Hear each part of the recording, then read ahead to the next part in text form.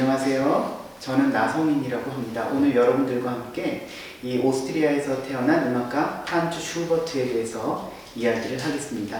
프란츠 슈버트 하면은 독일어식의 발음인데 슈베르트라고 하면 우리가 조금 더 익숙하죠. 마왕을 작곡하고 또 여러분들 혹시 들어봤는지 모르겠어요.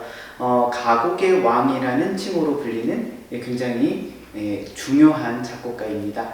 여러분들 사실 클래식 음악이 굉장히 생소하게 느껴지는 친구도 있을 거고 또 괜히 좀 어렵지 않나 이런 생각이 드는 친구도 있을 거예요. 클래식 음악을 사실 여러분이 좋아하는 BTS나 아니면 다른 K-pop 같은 음악과 비교하면 어렵게 느껴지는 건 사실이에요.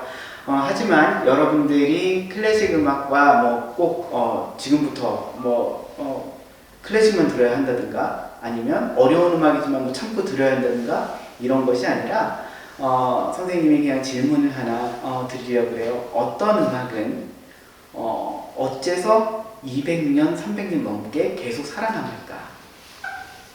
10년 넘어가도 많이 잊혀져요. 어떤 음악은 금방 사라지는데 다른 음악은 왜 이렇게 오래 갈까? 만약에 그렇게 오래가는 음악도 있겠고 다른 예술작품도 있겠죠. 어떤 음악이 그렇게 오래 간다면 여기는 뭔가 특별한 게 들어있지 않을까. 그래서 사실 이런 오랜 세월을 넘어서 살아남은 음악들을 클래식 음악이라고 생각하면 크게 틀리지 않아요. 자, 그러면 클래식 음악 그냥 좋다고 하니까 무작정 들으라는 것이 아니고요. 그 안에 무엇인가 가치로운 게 들어있으니까 살아남았겠죠. 어떤 이야기를 하길래 그렇게 오래 살아남았나 이 궁금증만 하나 가지고 있으면 돼요. 그리고 여러분 클래식 딱히 억지로 좋아할 필요는 없고요. 또 교양 있는 척 하려고 클래식을 듣지 않아도 됩니다.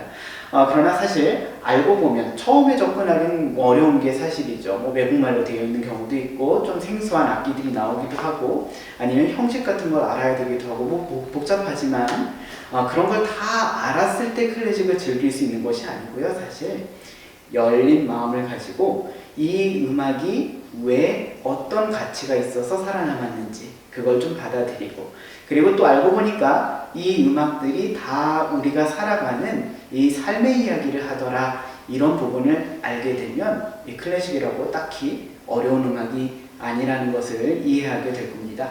자, 오늘 선생님은 사실 여러분들에게 슈베르트라는 작곡가를 소개할 거예요. 그런데 이 슈베르트는 굉장히 중요한 음악사의 의미를 가지고 있습니다.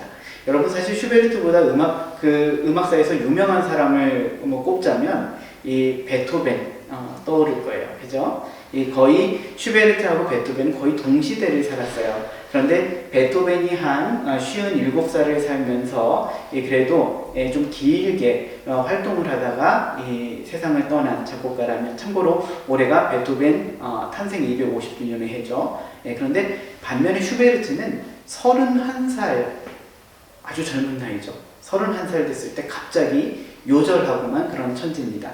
그런데 베토벤이 1827년에 죽었는데 슈베르트는 1828년에 죽었단 말이에요. 그러니까 나이 차이는 27살이나 나는데 죽은 연도는 비슷해요. 그 말은 슈베르트가 31 됐을 때 너무 일찍 죽었다. 그런데 남긴 곡은요. 슈베르트가 가곡을 많이 써서 그런 것도 있지만 슈베르트가 남긴 곡수가 거의 베토벤을 뛰어넘을 만큼 많아요. 이 넘버를 쫙 매겼어요. 하도 곡이 많아갖고 이 31살을 살면서 곡을 너무너무 많이 썼기 때문에 이 헷갈려가지고 이 학자들이 이 번호를 매긴 게 있습니다. D로 시작하는. 그래서 오스트리아의 학자 오토 에리히 도이치라는 분의 이름을 따서 D 넘버를 붙여요. 이 번호가 몇 번까지 가는지 아세요, 여러분? 990 몇 번까지 갑니다. 자, 31해를 사는데 그죠? 여러분은 아직 젊죠? 창창하죠? 한 16, 17 이 정도 됐을까 모르겠어요. 그런데 31살? 분명히 젊은 나이인데 곡이 거의 1000곡 가까이 있었어요. 이 얘기가 뭘 뜻할까요? 슈베르트가 남이 시켜서 썼다고 생각해보세요. 그러면 1000곡 이렇게 쓸 수 있을까요? 적당히 요령 피우고 적당히 과제 제출하듯이 이렇게 곡을 썼으면 1000곡을 쓸 수 있을까? 그게 아니라는 얘기를 하면서 오늘 얘기 좀 시작하려고 그래요. 슈베르트는 음악을 너무너무 좋아했던 거예요. 그래서 밥만 먹고 음악 생각밖에 안 해요.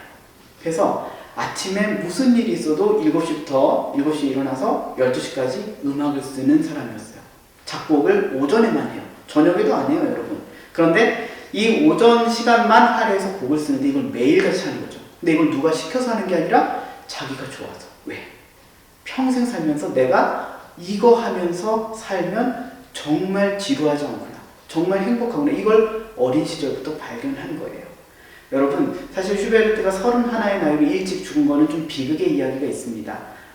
사실 슈베르트가 조금 더 한 10년이라도 더 살았으면 어땠을까, 이런 상상을 많은 사람들이 해요. 그런데 어쨌든 일찍 죽은 거는 조금 나중에 살펴보도록 하고, 이 슈베르트가 이 짧은 생애를 살면서도 이렇게 많은 곡을 남긴 이유, 좋아하는 것을 찾았기 때문이다 라는 거예요. 자, 이 얘기는 선생님이 음악가에 대한 여러 가지 이야기, 여러 가지 강의를 할 때마다 늘 강조하는 얘기입니다. 왜? 여러분들 공부하느라고 힘들죠, 그죠? 그리고 여러분 진로를 어떻게 해야 되는지, 앞으로 뭐가 뜰지, 뭐 이런 거, 어느 과에 가야 될지, 그죠? 부모님이 하라고 하는 거, 그 다음에 내가 하고 싶은 거, 이게 다를 수도 있고요. 그래도 힘들지만 또 어떤 친구들은 내가 이거 뭐 하면서 인생을 살아야 되지? 전공은 뭘 해야 되지? 이런 여러 진로에 대한 고민이 있을 거예요.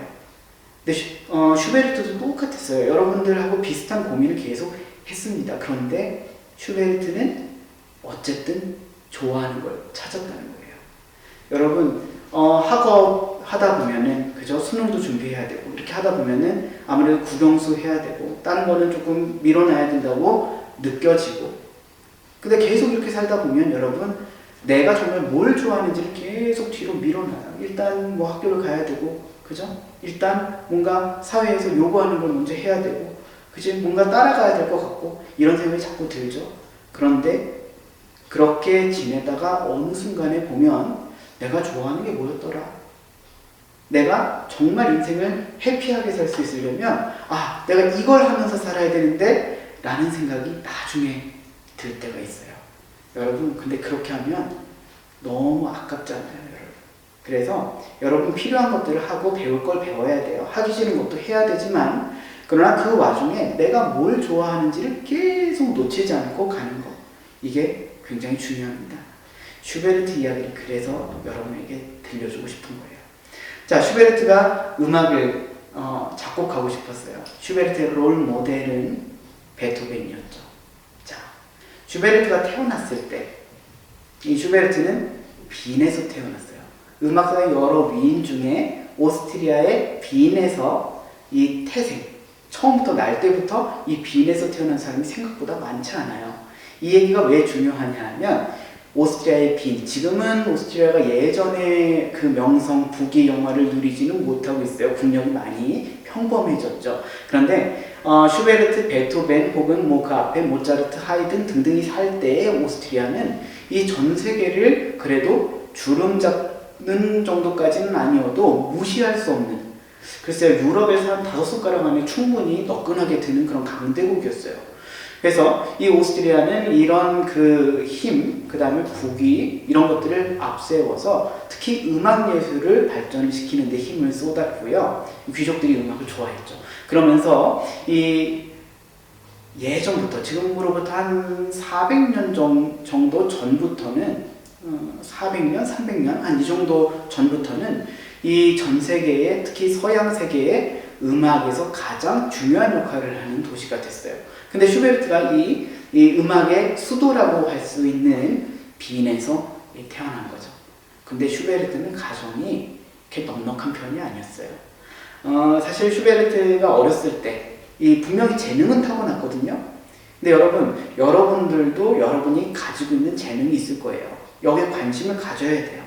근데 슈베르트는 음악에 재능은 있었지만 이 주변을 받쳐주는 게 아무것도 없는 거예요. 이를테면 슈베르트의 조금 앞서 등장했던 음악가들 살펴볼까요?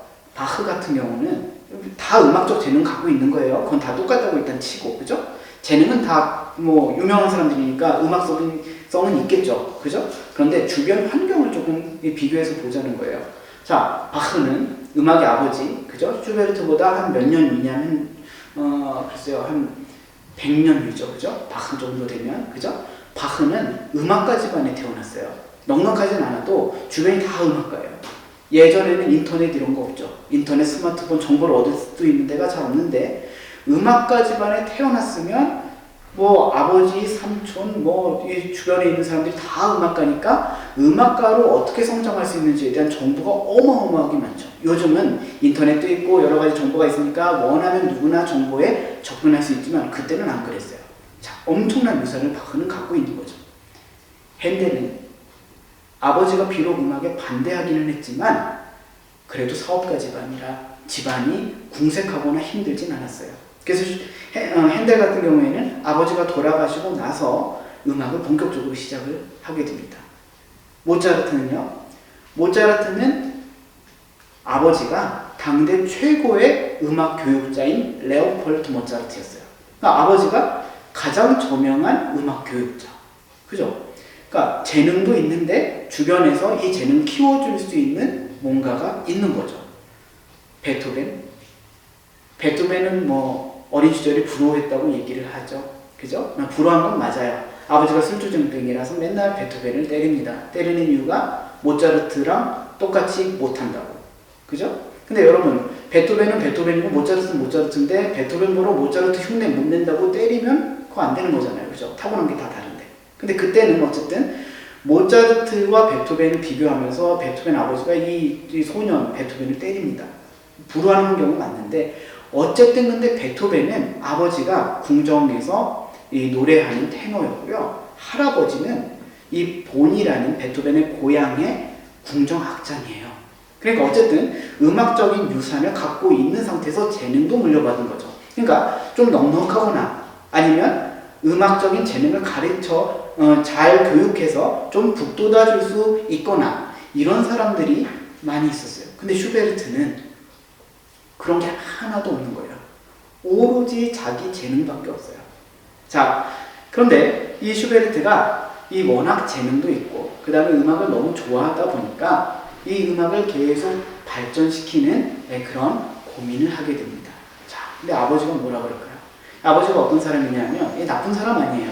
이 슈베르트의 아버지가 특별히 뭐 못됐거나 아니면 이상한 사람이어서가 아니라 이 슈베르트의 아버지는 아들이 음악을 하려고 하는 거 이거 이해가 잘 안 되는 거예요. 왜냐하면 너무 고생을 했어요. 원래 빈사람이 아니라 고생해서 이 빈에 겨우 들어와서 거기서 정착해서 힘겹게 생활을 하는 사람이에요. 그런데 열심히 성실하게 살았기 때문에 이 슈베르트 아버지가 처음에는 교사가 아니었는데 혼자 열심히 독학으로 교사가 되고 나중에는 학교를 열어요. 학교라고 해서 대단한 학교는 아닙니다.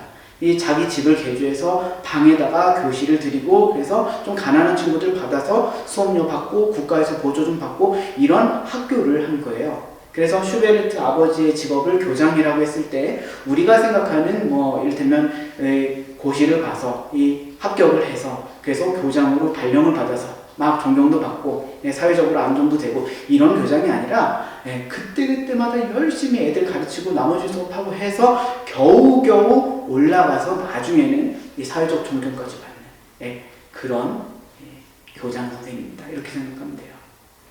그러니까 이 아버지는 어떻게 생각하겠어요? 자수성가한 아버지예요. 그러니까 열심히 하고 실용적인 걸 하고 사회에 도움되는 걸 하고 이래야 먹고 살지 우리 집은 부자 아니야. 백장이처럼 기타 치고 노래하고 이렇게 하면서 하면 가뜩이나 가진 것도 없는 집안에서 뭐가 될 수 있겠니? 라고 똑같이 얘기합니다. 오늘날하고 크게 다르지 않은 거죠. 근데 부모가 갖고 있는 상식으로 보면 그게 당연했던 거예요. 자, 그런데 슈베르트는 그 부모의 말을 그냥 따르기에는 재능이 너무 뛰어나요. 이건 사실 슈베르트의 부모님도 인정했을 거예요. 막 악보를 줄줄 외우고요. 그리고 막 곡을 쓰기 시작하는데 아주 어린 나이에 벌써 굉장히 뛰어난 곡들을 써내기 시작합니다. 자, 그러니까 이 사춘기 소년, 여러분들하고 아마 비슷한 나이가 된 이 슈베르트하고 이 아버지 사이에 갈등이 생겨나기 시작해요. 자, 여러분, 이 슈베르트가 음악사에 어떤 이 영향을 끼치게 되는가?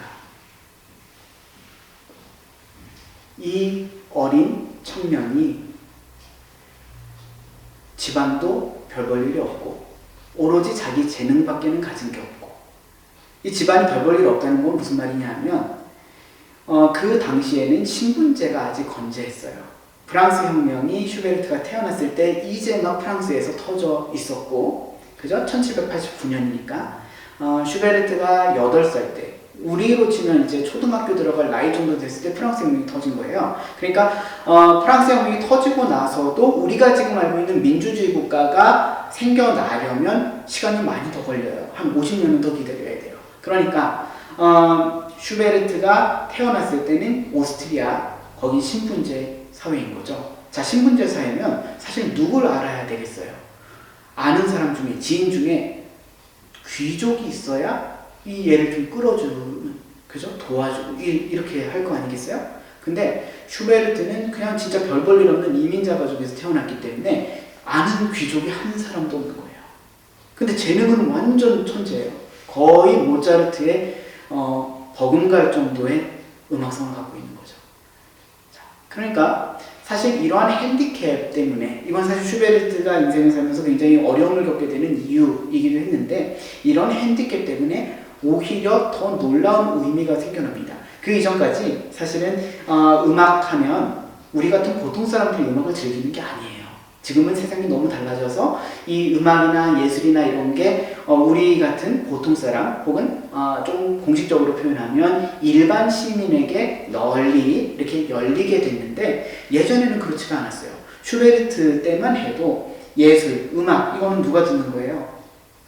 이건 지체 높은 귀족들이 자기 궁궐에 이 널찍한 아주 화려한 샹들리에가 달려있는 이런 응접실에 이 지인들을 초대해놓고 맛있는 음식 먹어가면서 이렇게 듣는 게 음악이지, 보통 사람은 교회 가는 거 빼면은 음악 들을 일이 거의 없는 그런 시대였다는 거죠. 자, 근데 슈베르트는 재능은 뛰어난데 주변에 아는 귀족이 없으니 이 귀족들이 얘를 발탁해서 갈 일이 없는 거예요. 그리고 오랫동안 무명인 상태로 남아있을 수밖에 없죠. 왜냐면 너무 어리니까. 그죠? 얘가 음악성이 아무리 뛰어나도 꼬꼬마예요. 근데 모차르트만큼 연주를 잘했으면 만약에 연주 여행을 다니면서 뭐 신동이다 이러면서 스타가 됐겠죠. 요즘 아이돌 스타들처럼. 그죠? 근데 슈베르트가 또 연주는 잘 못해요. 연주는 뭐 자기 곡을 좀 치는 정도는 되지만 모차르트처럼 막 정말 혀를 내두를 만큼 뭐 굉장한 기교를 보이지는 못했죠. 그러다 보니까 이 친구가 이 귀족들이 딱 발탁해서 뽑아가서 이 귀족의 살롱, 귀족의 궁궐에서만 연주하는 그런 식으로 되지 못하고, 그러니까 만약 그렇게 됐으면 좀 더 편하게 음악했을지는 모르겠어요. 그렇게 안 됐기 때문에 오히려 주변에 있는 그냥 평범한 시민들 사이에 머물러 있으면서 곡을 썼던 거죠. 근데 여러분, 선생님이 처음에 얘기했던 것처럼 좋아하는 거, 그걸 꼭 찾아야 돼요. 왠 줄 아세요, 여러분? 사회가 많이 바뀝니다. 빨리빨리 바뀌어요. 그러니까 여러분, 바뀌는 사회를 쫓아가는 것, 그런 감각을 갖고 있는 거 필요해요. 중요해요. 그런데 여러분, 그것만 계속 쫓아가면 여러분께 없어요. 쫓아가기만 하면 안 되고, 쫓아가는 거 하면서 여러분이 뭘 좋아하는지를 계속 질문하라는 거예요. 왜? 그래야 여러분 인생에 뭔가 내놓을 만한 이야기, 스토리가 생겨난다는 거예요. 자, 슈베르트가 아까 31살에 죽었다 그랬죠. 그런데 이 빚을 잘 못 받다 그랬죠. 그래서 그냥 평범한 시민들 사이에서 음악을 했다 그랬어요. 그래서 힘이 없기 때문에 큰 음악 많이 못 썼어요. 어폐가 있네요. 많이 쓰긴 했습니다. 근데 나중에, 그죠? 네, 처음에는 큰 음악을 써서 이게 또 드러날 일이 없는 거예요. 왜? 공연을 열어줄 만한 힘이 있는 사람들은 귀족인데 그 사람들을 모르니까. 그죠? 아니면 돈이 많은 부르주아를 알아야 돼요. 시민 중에서라면. 근데 연주를 갖는 게 아무것도 없어요. 그러니까 곡을 어떻게 써요? 작은 곡들 위주로 쓰게 됩니다. 그죠? 근데 작은 곡들을 기가 막히게 잘 쓰는 거예요. 가곡들을 주로 쓰고, 그 다음에 현악사중주 같은 이런 실내악 작품들을 쓰게 됩니다. 근데 혼자서 이 친구는 음악이 너무 좋기 때문에, 자, 여러분 인생에서 좋아하는 거 발견하잖아요? 그러면 선생님이 해라 시키지 않아도 그거 계속해요. 그죠? 맞죠? 여러분 만약에 부모님이 해라 시키는 걸 계속하는 거하고 여러분이 너무너무 좋아하는 거, 게임 말고, 그죠?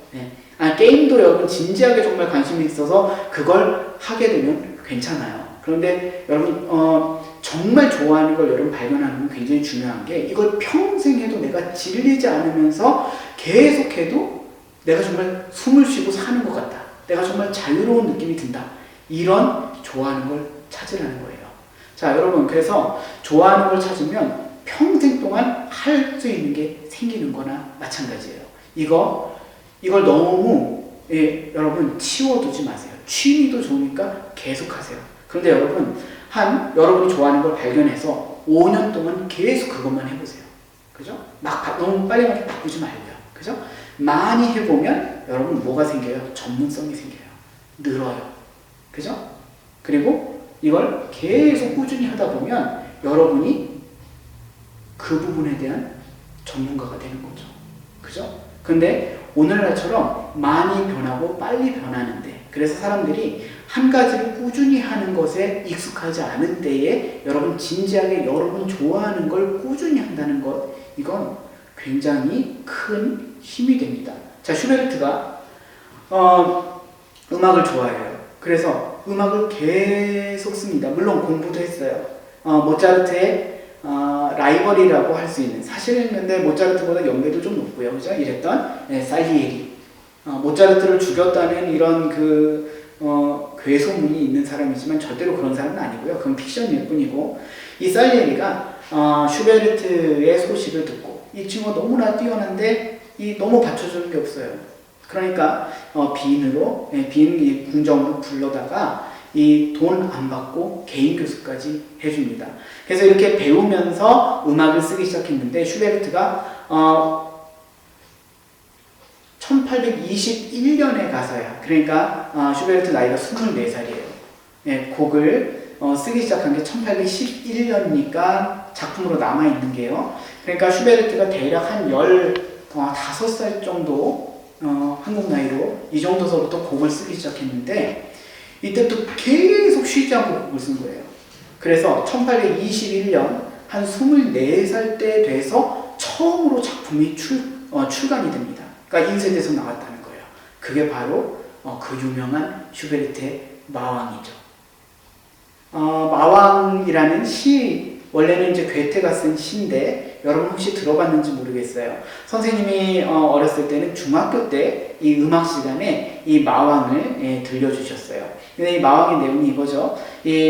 어느 밤 이 말을 타고 어떤 아버지가 애를 품에 안고 막 달려가고 있어요. 그래서 말발굽 소리가 막 똑똑똑똑똑 하고 들립니다. 그죠? 근데 뒤에서 마왕이 계속 쫓아오는 거예요. 근데 그냥 쫓아오는 게 아니라 쫓아와서는 애한테 말을 걸어요. 근데 아버지한테는 이 마왕이 안 보여요. 그리고 마왕이 물어보는 이 소리도 안 들려요. 오로지 이 마왕의 목소리는 이 아버지 품에 안겨있는 애한테만 들립니다. 이 마왕이 자꾸 같이 가자고 막 유혹을 해요. 근데 이 같이 가자고 하는 유혹에 넘어가면 어떻게 되는 거예요? 죽는 거예요. 마왕 따라가면 죽는 거죠. 이게 무시무시한 얘기죠. 그죠? 단지 죽어서 무시무시한 게 아니라 지금 무서운 존재가 자꾸 나한테 같이 가자고 막 이렇게 유혹을 하는데, 아버지가 같이 있기는 있는데 전혀 도와주지를 못해요. 왜? 마왕의 존재 자체를 모르니까. 그죠? 네. 그래서 이렇게 마왕이 계속 유혹을 합니다. 우리 나랑 같이 가면은 뭐 황금도 많고 새 옷도 많고 뭐 재밌게 해줄게 막 유혹을 하고, 그죠? 예쁜 여자애들도 많아 막 이렇게 유혹을 하고 하다가 마침내 아이가 끝까지 말을 안 들으니까 내가 이제 너한테 폭력을 써야겠어, 이렇게 하면서 애를 데려가고, 그 순간 아버지의 품에서 아이가 죽었다라는 무시무시한 얘기죠. 근데 이 곡이 슈베르트의 첫 번째 출판 작품입니다. 근데 이 곡이 출판될 때까지, 그러니까 1821년까지 슈베르트가 곡을 몇 개를 썼냐면 700개를 쓴 거예요. 700개. 여러분 상상이 되세요? 여러분 이걸 근데 우리가 이렇게 읽으면 안 됩니다. 슈베르트는 천재라서 곡을 700개나 썼구나. 이걸 얘기하려는 게 아니라 얼마나 좋아하면 인정도 못 받고 아무도 출판도 안 해주고, 그죠? 친구들 사이에서 그냥 노래하고 그냥 좀 즐기고 이렇게 쌓은 악보가 700개가 돼요. 그죠? 여러분 아무도 안 알아주고 출판도 안 해주고, 그죠? 인터넷에 막 올려도 여러분 요즘 같으면 댓글이죠. 댓글도 잘 안 달리고, 그죠? 네? 막 남들이 퍼가는 것도 아니고 이슈도 안 되고 이런 작업을 700개를 쉬지 않고 꾸준히 할 자신 있으세요? 여러분 이렇게 선생님이 지금 물어보면 난 안 해봤으니까 잘 자신 없는데 이런 생각이 들 수도 있고요. 그죠? 근데 여러분 정말 무엇인가를 완전히 좋아하게 되면, 물론 우리는 천재가 아닐지도 몰라요. 그죠? 아마 이 이야기를 듣는 여러분들 중에는 혹시 천재가 있을지 모르겠어요. 근데 선생님은 천재가 전혀 아니에요. 그죠? 네. 그러니까 슈베르트는 천재니까 700개나 썼지, 그것도 물론 맞아요. 그러나 천재이건 아니건 상관없이 여러분이 정말로 진정으로 좋아하는 것을 발견하면 아무도 안 알아줘도 700개를 쓸 수 있고, 그 중에 빛을 보는 게 생기고, 또 그 안에서 여러분 그 700개를 쓰면서 슈베르트가 힘들기만 했을까요? 여러분 힘들기만 하면 700개를 못 써요. 그죠? 아무도 안 알아주고 그게 돈이 되는 것도 아닌데 700개를 썼다라는 건 슈베르트가 그 어린 나이이지만 음악을 정말로 좋아한다는 것을 스스로 발견했다는 거예요. 여러분 사실 선생님 안타까운 게 뭐냐면 우리나라가 너무나 뛰어난 인재들이 많이 나와요. 각 분야에서 그렇습니다. 여러분 음악뿐만 아니고요, 인문학 분야뿐만, 과학뿐만 아니고요, 너무나 인재들이 많이 나오고 그리고 능력이 출중해요. 전 국민의 평균적인 지적인 수준을 따져보면 우리나라가 아마 전 세계에서 1, 2등 할 거예요. 선생님 생각에는. 그죠? 굉장히 뛰어난 민족입니다. 더군다나 여러분 읽고 쓰기 다 하잖아요. 당연한 거죠. 우리나라는. 그죠? 우리나라 읽고 쓰는 거는 뭐 아무것도 아니에요. 너무나 당연해서. 그런데 다른 나라가 보면 문맹이 그렇게 많아요. 여러분 이런 걸 보면 우리나라 살고 있어서 여러분 혹시 비교하고 등수 매기고 해가지고 내가 별거 아닌가 보다 이런 생각 갖고 있는 친구 있죠. 그런 친구일수록 열심히 여러분 한번 이 해외에 나가서 짧은 여행이라도 좋으니까 한번 다녀보세요. 여러분 여러분이 얼마나 뛰어난지를 오히려 해외에서 만나게 될 수도 있습니다. 여러분 물론 쉽지 않죠. 어려움도 많고 그리고 뭔가 가지고 있어야 할 수 있는 게 점점 좀 많아져서 이게 쉬운 일이 아닙니다. 그러나 여러분 정말 마음으로 무엇인가를 진정으로 좋아하는 능력, 이걸 가지면 그 좋아하는 일을 통해서 무엇인가 새로운 일들이 벌어질 수 있어요. 선생님은 그렇다고 믿고, 그리고 그러한 어떤 좋아하는 힘, 무엇인가를 진심으로 좋아하는 힘을 여러분이 느껴봤으면 좋겠어요. 자, 슈베르트가 천재이고 얼마나 똑똑하고 이런 걸 떠나서 700개를 아무도 안 알아주는데 계속 쓸 수 있었다. 이건 좋아하기 때문에 가능한 거예요. 여러분은 뭘 좋아하죠? 여러분 지금 나이가 여러분 10대 중반 혹은 10대 후반일 수도 있겠고, 여러분들 근데 이렇게 살면서 여러분 뭘 좋아하는지 진지하게 질문해 본 적이 있어요? 선생님 여러분들만한 이 젊은 아직은 어린 청년들을 만나서 이야기를 자주 해요. 강의도 하고요. 그죠? 그런데 제일 안타까운 게 내가 뭘 좋아하는지 모르겠어요 라고 하는 친구들. 내가 뭘 좋아하는지 모를 수 있어요. 괜찮아요. 지금부터 찾으면 돼요. 그런데 그걸 찾기보다는 막 계속 불안한 거예요. 그죠? 국영수 해야 되고 점수 올려야 되고, 맞아요. 해야 돼요. 그런데 그것만 하지 말고요. 여러분 사회가 자꾸 여러분을 불안하게 만들어요. 불안하게 만들어서 학원을 계속 등록해야만 할 것 같고, 과외를 해야 될 것만 할 것 같고, 남들이 다 자격증을 따니까 자격증을 다 따야 될 것 같고, 영어로 점수를 올려야 될 것 같고, 여러분 다 그렇게 생각해요. 그죠? 그런데 뭐 그걸 하고 말고는 여러분 자유예요. 여러분 힘닿는 데까지 또 경쟁에 필요한 만큼 해야 되겠죠. 그런데 그거 하느라고 여러분이 뭐 좋아하는지 질문을 던지는 거 그거 깜빡하고 안 던지면 안 된다는 거예요. 아무리 바쁘고 아무리 할 게 많아도 여러분 내가 뭐 좋아하는지 이걸 탐색할 수 있는 여유, 요만큼의 여유는 여러분 지켜야 돼요. 이건 여러분의 몫입니다. 여러분이 해야 돼요. 선생님이 안 알려줘요. 아니 여러분 자신 좋아하는 걸 선생님이 어떻게 알려줘요? 맞죠? 선생님은 여러분 앞으로 가서 뭐 좀 더 편안하게 살려면 지금 이거 해야 된다 이런 조언 정도는 해줄 수 있겠죠. 근데 여러분 선생님이 여러분한테 그래서 이렇게 얘기 안 하잖아요. 지금 더 클래식만 좋아했으면 좋겠다 이런 얘기 안 하잖아요. 여러분 취향이 다 다르고 여러분 뭘 좋아하는지 이게 다 다르잖아요. 그죠?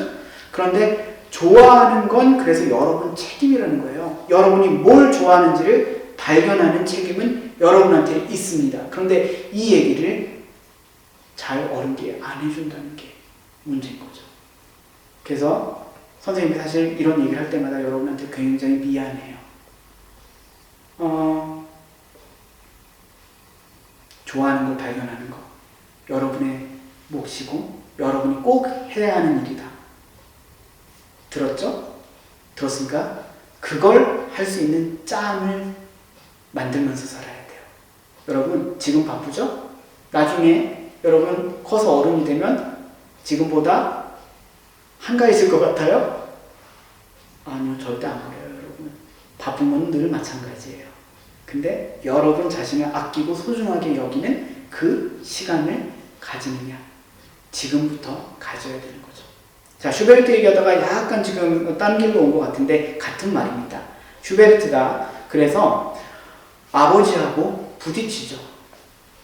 자, 아버지하고 부딪히고 아버지는 자꾸 교사가 돼요. 일단 먹고 살아야 되니까. 그죠? 근데 슈베르트는 곡을 써야 되겠어요.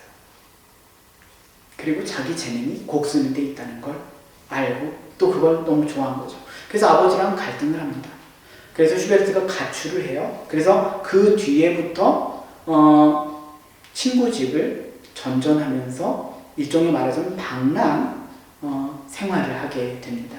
근데 슈베르트가 이렇게 방랑 생활을 그러니까 여러분 뭐 가출이라고 해서 무슨 이상한 가출 그런 거 말고요, 그죠? 이 무슨 으슥한 데 가서 이렇게 무슨 담배 피고, 그죠? 이 청소년들이 하기에는 조금 좀 도를 넘는 그런 일들을 하고 이런 게 전혀 아니고 자기가 좋아하는 걸 지키기 위해서 행동에 들어간 거죠. 이걸 어떻게 봐야 될지는 사실 잘 모르겠어요.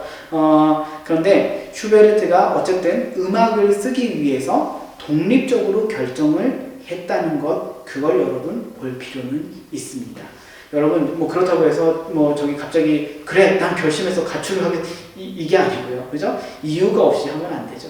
여러분 그걸 정말 하려면, 그죠? 여러분의 길을 찾고 여러분이 정말 좋아하는 게 확실할 때만 의미가 있는 거예요. 자, 근데 슈베르트가 이렇게 해서 자기의 이 길을 찾고 나서 사실 굉장히 어려운 삶을 살게 됩니다. 자, 슈베르트가 자기의 이 일이 음악이다 라는 걸 깨닫고 나서 아버지가 이 교사로 일을 해라 라고 했을 때 어떤 장점이 있냐면 일단 적지만 고정급이 나와요. 자, 고정급이 나온다는 건 뭐냐면 이걸 잘 모으면 결혼을 할 수 있다는 얘기입니다. 그죠? 그럼 결혼할 수 없나? 작곡가로 살면 결혼할 수 없나? 작곡가로 살아도 곡을 잘 팔아갖고 뭐 이렇게 먹여 살리면 되잖아요. 근데 이게 슈베르트가 살았을 그 당시에는 프리랜서로 곡을 파는 작곡가로서는 결혼을 할 수가 없는 상태였어요. 이게 놀랍죠, 여러분? 이게 대체 무슨 뚱딴지 같은 소리인가 싶죠? 이게 뭐냐면 아까 슈베르트가 초등학교 들어갈 무렵 정도 됐을 때 프랑스 혁명 터졌다 그랬어요. 프랑스 혁명 여러분 뭐예요? 혹시 이 세계사 시간이나 사회 시간에 여러분 좀 배워서 기억이 나죠? 네, 프랑스에서 혁명이 터졌어요. 혁명이 터져서 처음에 바스티유 감옥 습격 사건부터 시작해서 이 혁명이 터지는데 이 민중들을 너무 살기 어렵게 해놓고 또 귀족들은 사치하고 향락하고 이게 너무 심해지니까 불만을 품고 좀 제대로 좀 합리적으로 다스려달라라는 요구를 합니다. 근데 이걸 귀족과 왕이 거부하자 이 백성들이 들고 일어난 거죠. 그래서 루이 16세 당시 프랑스 국왕의 목을 단두대에서 쳐버립니다. 자, 우린 이거 옛날 얘기로 그냥 듣죠. 근데 이 당시에 이 신분제가 있던 사회에서 소위 반란이 성공해서 왕 목을 직접 친다. 이거는 굉장한 일인 거예요. 자, 그래서 이 신분제를 없애고 자유, 평등, 박애가 존재하는 민주주의 사회를 만들자라는 게 프랑스 혁명의 시도였어요. 이 영나라 프랑스에서 벌어진 일입니다. 자, 그런데 이 프랑스 혁명이 실패로 돌아가면서 우리가 지금 역사에서 민주주의 사회가 도래했고 우리가 이 민주주의 사회를 이 먼 우리나라 땅에서도 같이 살고 있고 이래서 이 당연한 걸로 받아들여요. 근데 당연한 게 아니라 정말 엄청난 싸움이 이 200년 전에 있었던 거죠. 자, 그래서 이 싸움의 와중에 한 번은 민주주의가 실패해요. 처음에 자유평등 박애 이거 이루겠어. 프랑스 혁명이 터졌지만 이게 실패합니다. 나폴레옹이 지면서 다시 유럽의 상태를 예전으로 되돌리는 왕정복고가 1814년, 1815년 비인에서 벌어져요. 슈베르트의 고향에서. 자, 왕들 입장에서 어떻게 하겠어요? 야, 이것들 가만 냅뒀더니 반란 일으켜서 감히 이 천한 것들이 왕 목을 쳐? 왕도 귀족도 이제 불안함을 느끼는 거예요. 야, 이것들 가만 냅뒀다가는 또 혁명이 일으켜서 또 우리 모가지가 달아날지도 모르겠다. 그래서 이것들이 딴 생각을 하지 못하게 억눌러야지. 이런 생각을 자연스럽게 하게 되죠. 그죠? 이것도 왕들 입장에서도 이게 자기 목숨하고 관련된 문제인 거예요. 그러니까 억압하고 검열하고 특히나 젊은이들이 피 끓는 젊은이들이 혁명 시도를 다시는 하지 못하게 생활을 굉장히 어렵게 만들어 놓습니다. 여러분, 그 어렵게 만들어 놓는 것 중에 하나가 뭐냐면, 야, 이제 너네들 결혼할 때, 여러분 결혼이라는 건 뭐예요? 연애. 여러분 뭐 남학생 여학생 있을 텐데 여러분 내 마음에 드는 사람 나라에서 정해주는 대로 좋아합니까? 아니죠. 여러분, 아니 내가 좋아하는 아까 여러분이 뭘 좋아하는지 계속 고민해보라고 했잖아요. 그죠? 근데 여러분 누굴 좋아하고 누구랑 사랑하고 누구랑 결혼하고 싶고 이건 여러분 이거 나라가 정해줘요? 아니면 여러분들이 정해요? 여러분 이걸 부모가 정한다고 해도 여러분 이게 납득이 되세요? 여러분이 살고 싶은 사람을 예전에는 부모가 정해줬어요. 그죠? 여러분이 살아야 될 사람을. 근데 여러분 지금 아무도 그렇게 생각 안 하죠. 그죠? 여러분이 좋아하는, 여러분이 사랑하는 사람과 결혼하는 게 당연하다고 생각하죠. 그런데 그 당시에 청년들의 힘을 빼놓고 혁명 시도를 하지 못하게 하기 위해서 뭘 했냐면, 자, 이제부터 결혼하려는 사람은 국가에 재직증명서를 내라. 재직증명서를 내면 마누라를, 가족을 먹여 살릴 수 있는 능력이 있으니 결혼해도 좋다고 허가를 내주겠다. 그런 거예요. 여러분, 이게 말이 돼요? 여러분, 경제력이 없으면 결혼도 하면 안 됩니까?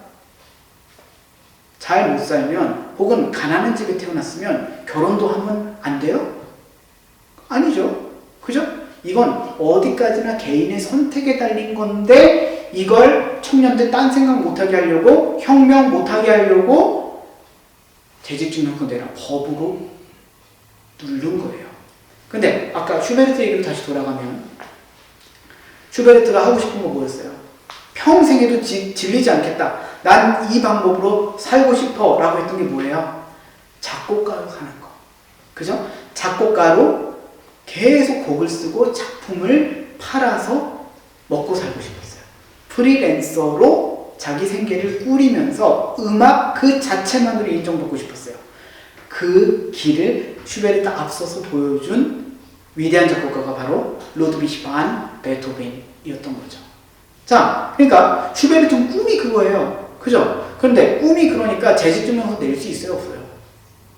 재직증명서를 안 내고 살고 싶은 어디에 소속되지 않고 왜냐하면 어디에 소속되면 곡 이거 써라 저거 써라, 귀족이 시키는 대로 귀족 뭐 무슨 후작께서 오페라가 필요하신다 오페라 써라, 예? 이런 식으로 작업을 해야 되는데 슈베르트는 그게 싫은 거예요. 그리고 자기의 자유를 따라서 곡을 쓰고 싶었어요. 그러니까 재직증명서를 낼 수가 없죠. 재직증명서를 내면 자기의 창작의 자유가 침해당하는 상황이니까. 슈베르트한테도 첫사랑이 있었습니다.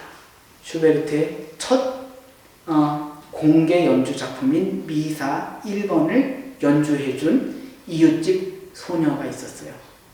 그 미사곡 공연 때 이 동네 교회죠. 리히텐탈이라는 슈베르트의 동네 교회입니다.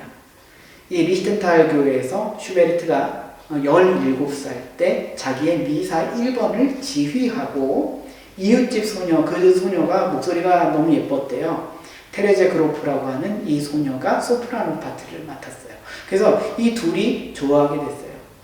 그런데 이 당시엔 좀 결혼 일찍 했죠. 특히 여성들은 결혼하려면 재직증명서를 내야 되는데 슈베르트는 재직증명서를 낼 수가 없어요. 그래서 이 처녀가 3년을 기다리다가 시집을 가고 납니다. 첫사랑을 그렇게 해서 잃어버리게 돼요. 3년을 기다리다가 누구한테 시집을 갔냐면 공교롭게도 빵집 주인한테 갑니다. 이 천하의 슈베르트가 빵집 주인한테 이 첫사랑을 뺏긴 거예요. 근데 굉장히 여러분 의미심장하죠? 빵집 주인이 뭘 상징하겠어요? 우리식으로 말하자면 뭐 글쎄요, 쌀집 주인이라고 해야 되나, 무슨 혹은 식료품 가게 주인이라고 해야 되나, 그죠? 예. 근데 빵집은 뭐예요? 빵집 없으면 못 살죠? 이 먹고 사는 일의 상징과도 같은 거예요. 자, 이 예술가 슈베르트가 먹고 사는 직업을 갖고 있는 빵집 주인 요한 이 베르크만이라고 하는 빵집 주인한테 첫사랑을 뺏겨요. 이게 예술가의 뭐랄까요, 비극적인 숙명이라고 할까, 이렇게 된 거죠. 자, 여러분, 이런 일이 벌어졌어요. 그러면 여러분 곡을 쓰고 싶을까요? 아니면 던져버리고 공 안 쓰고 다른 거 할 것 같아요? 여러분, 좋아하는 게 있으면 이런 시련이 있을 때 이걸 넘어서게 해주는 그런 힘이 있습니다. 슈베르트가 그래도 곡을 써요. 왜? 이건 내가 선택하니까. 내가 선택한 것이고 내가 좋아하고 사랑하는 거니까. 여러분, 미안한 얘기지만 인생 계속 힘들어요. 누구나 힘듭니다. 돈 있다고 안 힘든 거 아니고, 그죠? 집안이 좋다고 덜 힘든 것도 아니고, 다 각자의 분량이 있습니다.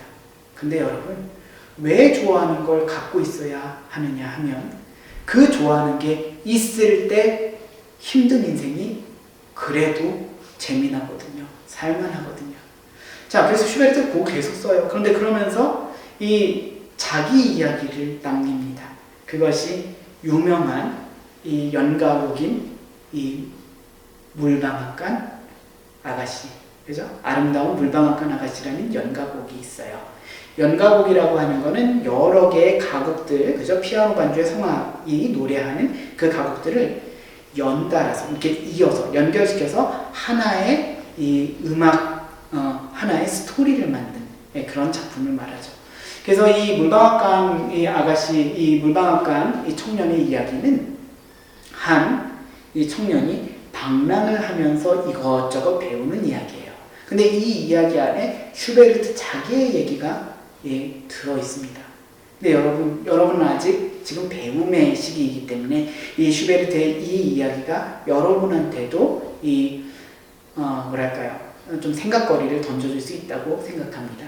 슈베르트가 사실 이 물방앗간 아가씨 요 이야기에 굉장히 많이 자기와 동일시를 했을 거예요. 왜냐하면 이 스토리가 이렇게 됩니다. 비레르 윌러라는 이 독일의 시인이 하나의 연작 시를 쓴 거예요. 그래서 이 연작 시를 보면 어떤 도제 청년이, 이 도제라고 하는 것은 어떤 우리식으로 그냥 쉽게 표현하면 자격증을 따려고 이 선생님 밑에서 같이 먹고 자고 하면서 배우는 한 여러분들 나이 정도 되는 이 젊은 어린 청년을 말하는 얘기입니다. 독일 말로는 게셀이라고 해요. 이 게셀, 이 청년은 이제 마이스터, 여러분도 들어봤죠? 마이스터라는 말은 이 장인 선생님 밑에서 일을 배웁니다. 근데 이 직인 청년보다 게셀이라고 하는 이 직인, 그죠? 이 직인 청년보다 더 나이가 어린 꼬마, 한 7살에서 10살 정도 되는 이 꼬마를 도제라고 하고요. 이 도제가 크면 직인이 되는데 이게 게셀입니다. 그죠? 근데 이 직인 정도 됐을 때 벌어지는 이야기를 이 아름다운 물방앗간 이 아가씨가 다루고 있어요. 자, 물방앗간 자격증 따는 게 이 청년의 목표예요. 근데 물방앗간은 어디 있죠? 여러분 잘 모르죠? 실제로 보기가 요즘은 어려운데 이 물방앗간은 이 물이 흘러가는 그 수력을 이용해서 물레 바퀴를 돌려요. 그래서 이 곡식을 빻는, 그죠? 탈곡을 하는 거죠. 그래서 밀을 탈곡을 해서 그걸로 밀가루를 빻고 하는 그런 일이에요. 근데 서양은 주식이 빵이잖아요. 그러니까 밀가루 얼마나 많이 필요해요. 그죠? 굉장히 많이 필요하죠. 그래서 이 빵을 만드는 모든 곳에는 사실 물방아가 있다고 생각하면 돼요. 그래서 물길 따라서 이곳저곳을 떠돌면서 이 마이스터한테 배우는 일을 하는 게 지금 요 주인공인 물방앗간 직인 청년입니다. 이 친구는 계속 돌아다니면서 배워요. 이게 우리하고 조금 다른 문화적 전통이에요. 이걸 방랑이라고 합니다. 왜 방랑이 중요하냐 하면 독일 사람들이 이렇게 생각하는 거예요. 자기 고향에서 그냥 처음부터 끝까지 다 배운 거 이거 진짜다? 아니다. 이거 인정 안 하는 거예요. 왜요? 아니 자기 고향에서 배우면 이 다 아는 사람, 뒤 봐줄 수 있는 사람, 고향 사람이니까 뭐 우대해 주겠다. 그죠? 우리나라 뭐 학연, 지연 뭐 이런 거 좀 심하죠. 그죠? 혈연. 아는 사람 끌어주고 낯선 사람은 배제하고 이러니까 공정하지 않지 않냐. 그러니까 제대로 배우려면 고향 땅을 떠나야 된다. 여러분 집중해서 들으셔야 돼요. 그죠? 여러분도 익숙한 걸 떠나봐야 돼요. 그죠? 그래서 독일 사람들은 자기 고향에서 이것저것 쭉 한 20년, 30년 이거 아니라는 거예요. 내가 아는 사람, 한 사람 없는, 일면식 없는 낯선 땅에 가서, 타향에 가서 무엇인가를 배워야 제대로다 라고 생각하는 거예요. 왜? 거긴 아는 사람이 없으니까 끌어줄 사람도 없죠. 그럼 어떻게 인정받으려면 어떻게 해야 돼요? 온전히 자기가 노력해서 그 성실성이든 기술이든 지혜든 이런 걸 자기가 노력해서 얻어야 돼요. 그죠? 그러면서 자연스럽게 뭐가 길러져요? 사회성도 길러지죠. 그러니까 방랑은 중요한 교육이란 말이에요. 그래서 이 도제 청년이 방랑을 떠납니다. 방랑을 떠나서 도제가 아니죠. 직인 청년이, 도제는 어린 꼬마니까, 그죠? 직인 청년이 방랑을 떠났는데 문제가 벌어져요. 왜? 이 물방앗간에서 배울 걸 다 배우고 다른 물방앗간을 가서 또 다른 마이스터 밑에서 또 배웁니다. 이 배움의 과정이 언제 끝나냐면 미국처럼 뭐 한 3년 가서 박사 공부하면 3년 하면 박사학위 준다. 이게 아니고요. 이 배움은 언제 끝날지 몰라요. 마이스터 선생님께서 이 직인 청년 보고 야, 너 이만하면 됐다. 너 이제 내 동료라고 할 만하다. 이렇게 인정을 해주는 순간 마이스터가 되는 거예요. 이게 그러니까 뭐 3년이면 3년, 뭐 5년이면 5년 이렇게 정해져 있는 게 아니에요. 이 순간이 올 때까지 그래서 더 시간이 많이 걸리죠. 그래서 이 친구가 여기저기를 떠돌면서 배움, 방랑의 과정을 거칩니다. 그런데 무슨 문제가 벌어지냐 하면 그만 자기가 배워야 하는 물방앗간 마이스터의 딸과 눈이 맞는 거예요. 여러분 그럴 수 있죠. 여러분 사실 여러분들이 지금 속으로 누구 좋아하는 사람 있는 친구들도 있겠죠. 괜찮아요. 마음껏 좋아하세요. 근데 여러분 지금 이 청년의 문제는 뭐냐면 자격증을 못 땄다는 거예요. 자격증을 못 땄어요. 그러면 물방앗간 오픈할 수 있어요? 없어요? 못하죠. 그죠? 그러면 못 먹고 살아요. 이 친구는 집안이 부자라 가지고 자격증 안 따도 충분히 먹고 살고 이게 아니에요. 얘는 자격증을 꼭 따야 먹고 사는 애예요. 근데 자격증 따려면 어떻게 해야 돼요? 지금? 방랑을 또 가야 돼요. 이 물방앗간에 머물러 있으면 돼요? 안 돼요? 안 돼요. 근데 이 물방앗간에서 그 마이스터의 따님하고 지금 눈이 맞았어요. 그게 물방앗간 아가씨예요. 그러면 이 친구는 물방앗간 자격증을 따려면 지금 이 물방앗간에서 떠나서 다른 데로 가야 되는데 이게 기약이 없어. 몇 년 안에 끝날지 몰라. 얘가. 그러면 내가 지금 눈 맞은 이 아가씨하고 이별을 해야 되죠. 근데 문제가 뭐냐면 이 청년이 이 아가씨 없으면 죽을 지경인 거예요. 이게 그냥 잠깐 동안 겪고 지나가 버리는 사랑의 열병이 아니라 만약에 여러분 진짜 필생의 짝을 여기서 발견했다. 여기서 만났다. 이러면 여러분 어떡할 거예요? 만약에 정말로 이 여인이 진짜 내 필생의 배필이다. 근데 아무도 못 알아봐요. 어떻게 해요? 여러분, 그래서 이 친구가 고민을 합니다. 근데 이게 해답이 없는 고민인 거예요. 왜? 먹고 살려면 방랑을 가야 돼요. 여길 떠나야 돼요. 그러면 방랑을 간다는 건 이별이에요. 그죠? 그러니까 먹고 살기 위해서, 직업을 갖기 위해서 사랑을 포기해야 되는 거예요. 그죠? 이 아가씨가 언제 끝날지도 모르는 방랑을 하고 있는 이 친구를 기다려줄 리가 없는 거죠.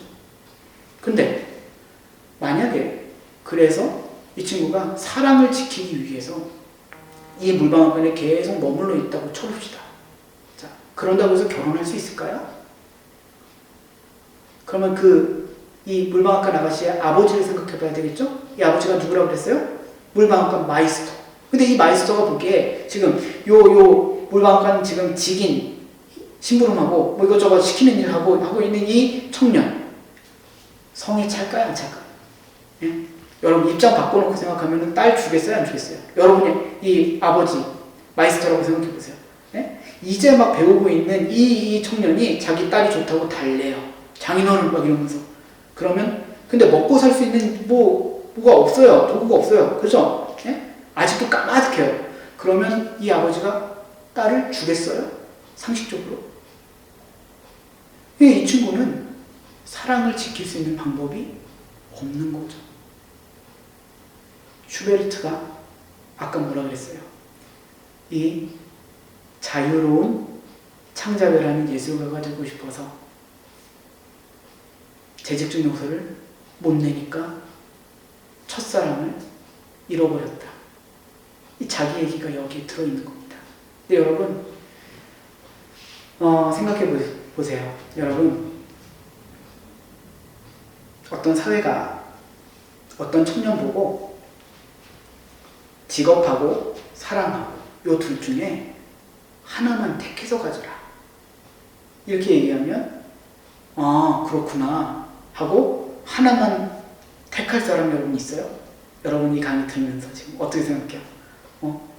이렇게 또 문제를 내면 그 OX 퀴즈처럼 나는 사람 택할 거야. 아니면 난 직업 택할 거야. 이렇게 이게 말이 될까요, 여러분?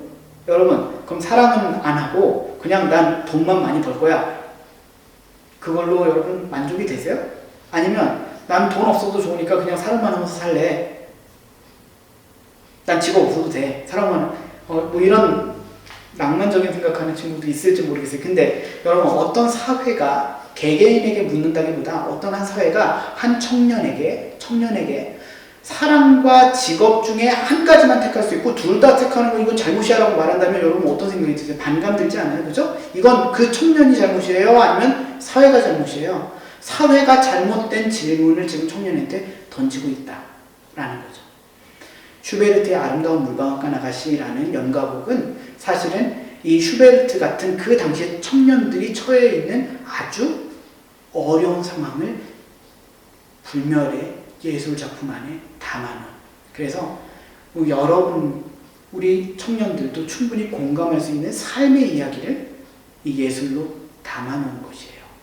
여러분, 무슨 얘기인지 더 디테일하게 말씀드리고 싶지만 실제로 음악을 감상하려면 독일말로 노래를 하기 때문에 번역도 좀 필요하고 여러분이 전체 이 뷰렐르 뮬러의 시와 또 슈베르트가 곡을 어떻게 썼는지를 조금 읽어볼 필요는 있습니다. 그래서 선생님이 자세한 얘기는 하지 않고 그래서 슈베르트가 자기가 이 시민 예술가로서 또 이 프랑스 혁명 시대에 자유를 갈망하지만 그것이 위로부터 억압되어 있던 시대에 그래서 청년이 자기의 꿈을 펼치기가 너무나 어려웠던 이 시대에 힘겹지만 그러나 용기 있게 자기의 이 길을 꿋꿋하게 갔다는 이야기를 여러분에게 드리는 거예요. 여러분, 슈베르트가 그래서 이 물방앗간 아가씨를 쓰고 또 그 다음에 여러분 현악사중주 죽음과 소녀라는 명작을 또 쓰고 여러분이 꼭 만나봐야 할 미완성 교향곡 예전에는 8번이라고 했는데 요즘은 7번 교향곡이라고 해요. 근데 뭐 번호는 중요하지 않습니다. 보통상 4악장에 있어야 되는 이런 형식에서 2악장까지만 쓰고 더 이상 쓰지 않은 미완성 교향곡. 그리고 여러분 슈베르트가 거의 죽기 얼마 전에 쓴 연가곡 겨울나그네 그리고 현악 오중주 이런 작품들을 여러분 뭐 음반을 사서 들으면 좋겠지만 그렇지 않더라도 요즘 여러분 접할 수 있는 기회가 많으니까 이 슈베르트가 어떤 고민을 하면서 또 음악을 썼는지를 느껴볼 수 있을 거예요. 그래서 여러분이 검색해서 혹은 여러분이 여러 가지 루트로 이 슈베르트가 어떤 고민을 하면서 청년으로서 또 보통 사람으로서 삶의 이야기를 음악에 담았는지를 한번 만나보면 좋겠다 이런 생각을 한 겁니다. 여러분 클래식 음악은 절대로 귀족 음악이 아니에요. 클래식 음악은 결코 어떤 힘이 있거나 혹은 무슨 호화롭거나 사치스러운 뭔가 그걸 누릴 수 있는 몇몇 사람들을 위한 것이 아닙니다. 슈베르트처럼 혹은 뭐 베토벤도 마찬가지죠. 프랑스 혁명이 태동하던 시기에 우리가 듣는 많은 클래식 음악이 함께 나왔어요. 그리고 프랑스 혁명이 태동하기 이전에도 소위 우리가 바로크 음악이라고 부르는 그 음악도 사실은 민주주의 사회의 모태가 된다고 할 수 있는 계몽주의 시대에서부터 계속 나와요. 그러니까 모든 인간은 평등하다고 부르짖기 시작한 그 시대에 우리가 알고 있는 클래식 음악이 나오기 시작한 겁니다. 그 얘기는 뭐냐면 클래식 음악은 처음부터 보통 사람들의 음악이었고 처음부터 시민들의 음악, 특히 민주주의 사회를 살아가고 있는 우리들과 함께 호흡하는 음악이었다는 거예요. 물론 200년 전이어서 또 먼 독일어를 쓰는 오스트리아, 독일 땅에서 나온 음악이라 우리에게 조금 어려운 감은 있을 수 있어요. 그러나 여러분 다소 생소하지만 200년을 300년을 살아남는 그 힘은 어디서 나오나 아름다움과 또 공감할 수 있는 이 귀한 뜻이 하나의 아주 잘 정제된 형식에 담겨있기 때문에 그래서 오늘날까지도 우리가 클래식을 존중하는 거예요. 여러분 슈베르트의 음악을 들으면서 여러분 함께 생각해 봤으면 좋겠어요. 꼭 음악을 달달 외울 필요가 없습니다. 뭐 무슨 형식을 막 공부하듯이 그래서 무슨 조성에 대해서 알아야 되고 이러지 않아도 돼요. 근데 슈베르트가 고민하면서 내가 좋아하는 것을 지키기 위해서 어떻게 살아왔는지 그리고 그 삶의 흔적이 음악에 또 그 감성의 표현에 어떻게 담겨 있는지를 여러분 함께 귀를 열고 따라가 보자는 거예요. 그러면 그런 경험을 통해서 여러분 스스로에게 음악이 질문을 던져줄 겁니다. 내가 정말 놓쳐서는 안 되는 내 인생에 하고 싶은 일은 뭘까? 내가 평생 해도 지치지 않을 만한 그런 내가 좋아하는 일은 뭘까? 이것만 있으면 아무리 힘든 일도 내가 넘어갈 수 있어. 아까 첫사랑 이뤘다 그랬잖아요, 슈베르트가. 근데 첫사랑 이뤘다고 곡 안 쓴 게 아니에요. 베토벤 아버지한테 맞았다 그랬잖아요. 그죠? 근데 음악 제대로 안 한다고 때린 거예요, 여러분. 베토벤은. 그죠? 음악 제대로 안 한다고 열심히 음악하는 애한테 음악 제대로 안 한다고 아버지가 때리면 여러분 상식적으로 음악 관둘 것 같아요? 계속할 것 같아요? 관둘 것 같잖아요. 음악 때문에 난 맞았으니까. 근데 베토벤은 그런 음악을 한다는 거예요. 왜? 음악을 정말 좋아하니까. 그래서 오늘 이 강의가 여러분 바쁘고 경쟁이 너무 심한 것 같고 그죠? 이런 좀 팍팍해 보이는 일상을 보내는 여러분들에게 내가 뭐 좋아하는지 고민하고 또 이 한 움큼의 시간이라도 내가 좋아하는 걸 찾기 위해서 투자해야겠다라고 결심하는 그런 작은 계기가 됐으면 좋겠습니다. 그러면 선생님은 여러분에게 굉장히 고맙고 또 여러분이 이 강의를 잘 들었구나 생각이 들어서 굉장히 뿌듯할 것 같습니다. 자, 그러면 오늘 슈베르트 청년 보통 사람 그리고 시민예술가였던 슈베르트에 대한 이야기를 함께 나눠봤습니다. 경청해 주셔서 감사합니다.